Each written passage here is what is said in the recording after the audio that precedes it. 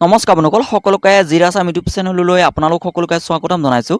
বন্ধুসকল, অসমৰ সকলো ল'ৰা ছোৱালীৰ বাবে বহুত ভাল খবৰ। যিসকলে আগতে অসম পুলিচত এপ্লাই কৰি থোৱা আছিল, ইণ্টাৰভিউটো দিব পৰা নাই, তেওঁলোকৰ বাবেও ভাল খবৰ।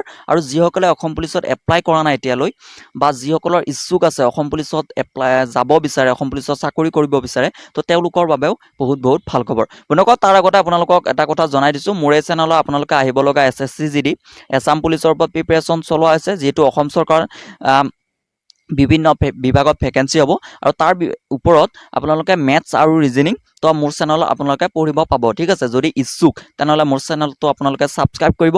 ছাবস্ক্ৰাইব কৰাৰ ফলত কি হ'ব বন্ধুসকল, আপোনালোকৰ নটিফিকেশ্যনটো আপোনালোকৰ তাত যাব।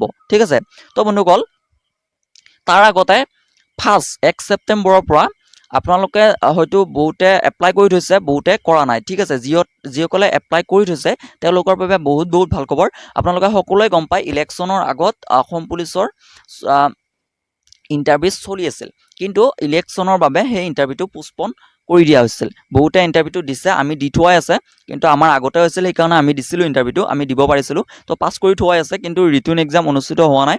তো কিন্তু বহু কেণ্ডিডেট, আমাৰ লগৰে বা বিভিন্ন কেণ্ডিডেটে ইণ্টাৰভিউটো দিব পৰা নাছিল, ইলেকশ্যনৰ বাবে পোষ্টপন কৰি দিছিল। ঠিক আছে, তো তেওঁলোকৰ বাবে বহুত ভাল খবৰ, যিহেতু এটা নটিফিকেশ্যন টাইপত তেওঁ কৈ দিছে, কাৰণ ইণ্টাৰভিউটো 1 ছেপ্টেম্বৰৰ পৰা, সেই পদসমূহ 1 ছেপ্টেম্বৰৰ ফালৰ পৰা মানে ইণ্টাৰভিউটো অনুষ্ঠিত হ'ব বুলি তেওঁ ঘোষণা কৰিছে। ঠিক আছে, কিন্তু তাৰ উপৰিও কি কৰিছে বন্ধুসকল, আপোনালোকৰ 5টা নতুন বেটেলিয়ান গঠন কৰা হ'ব বুলি তেওঁ উল্লেখ কৰিছে। ঠিক আছে, আৰু নেক্সট আপোনালোকৰ 1 ছেপ্টেম্বৰৰ পৰা অসম পুলিচত 15,000 পদৰ এপ্লাই অনলাইন আৰম্ভ হ'ব বুলি তেওঁ ঘোষণা কৰিছে। কাৰণ অসম পুলিচত 15,000 কনষ্টেবলৰ ভেকেঞ্চি খালী থকা বুলি তেওঁ উল্লেখ কৰিছে, আৰু সেই ভেকেঞ্চিসমূহৰ এপ্লাই আৰম্ভ হ'ব 1 ছেপ্টেম্বৰৰ পৰা তেওঁ আৰম্ভ হ'ব বুলি তেওঁ ঘোষণা কৰিছে। নিজ মুখেৰে সংবাদ মেল পাতি কৈছে, আৰু এইটো কোনো মিছাৰ কথা নাই, যিহেতু তেওঁ নিজেই কৈছে, আৰু কাষত জয়ন্ত মল্ল বৰুৱাও আছে, পিছু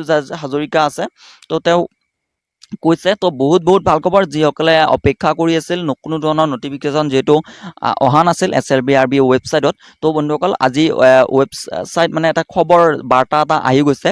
তো বন্ধুসকল, আপোনালোকে যদি এতিয়ালৈ প্ৰেক্টিছ কৰা নাই তেনেহ'লে প্ৰেক্টিছ কৰি দিব পাৰে, যিহেতু ইণ্টাৰভিউ বেছি টাইম নাপাব। জুলাই মাহ, মে', জুন, জুলাই, আগষ্ট, ছেপ্টেম্বৰ, যিহেতু একমাহ পাব, জুলাই মাহ যাবৰে হ'ল, জুলাই মাহ আৰু যাবই, আপোনালোকে আগষ্ট মাহটো পাব, আৰু 1 জুলাইৰ পৰা ছেপ্টেম্বৰৰ পৰা আপোনালোকৰ ইণ্টাৰভিউ অনুষ্ঠিত হ'ব, যিসকলে এপ্লাই কৰি থৈছিল। ঠিক আছে, তো ৰানিং কৰা আৰম্ভ কৰি দিয়ক, আপোনালোকে বহুত টাইম নাপাব, কাৰণ অসম পুলিচৰ ৰানিং ইমান ইজিও নহয়। ঠিক আছে, কাৰণ আমি যেতিয়া গৈছিলোঁ বহুত ল'ৰা ছোৱালীও ফেইল কৰিছে। ঠিক আছে, কাৰণ পাছ কৰাটো ডাঙৰ কথা নহয়, কাৰণ মাৰ গানাটো অতি টান। ঠিক আছে, কাৰণ আপুনি কম মিনিটত এইটো ৰানিংটো কভাৰ কৰিব লাগিব। ঠিক আছে, তো বন্ধুসকল, ইনফৰমেশ্যনটো ইমানেই। চেনেলটোলৈ যদি প্ৰথমবাৰৰ বাবে আহিছে তেনেহ'লে চেনেলটো ছাবস্ক্ৰাইব কৰিব, ভিডিঅ'টো ভাল পালে লাইক কৰিব, কাৰণ বন্ধুসকল মই সঠিক ইনফৰমেশ্যন দিওঁ, যেতিয়ালৈ কোনো ধৰণৰ এভিডেঞ্চ প্ৰুফ নাহে মোৰ তাত, তেতিয়ালৈ মই কোনো ধৰণৰ আপডেট নিদিওঁ। তো বন্ধুসকল, চেনেলটোলৈ ছাবস্ক্ৰাইব কৰিব, ভিডিঅ'টো ভাল পালে লাইক কৰিব। ইমানে, ধন্যবাদ।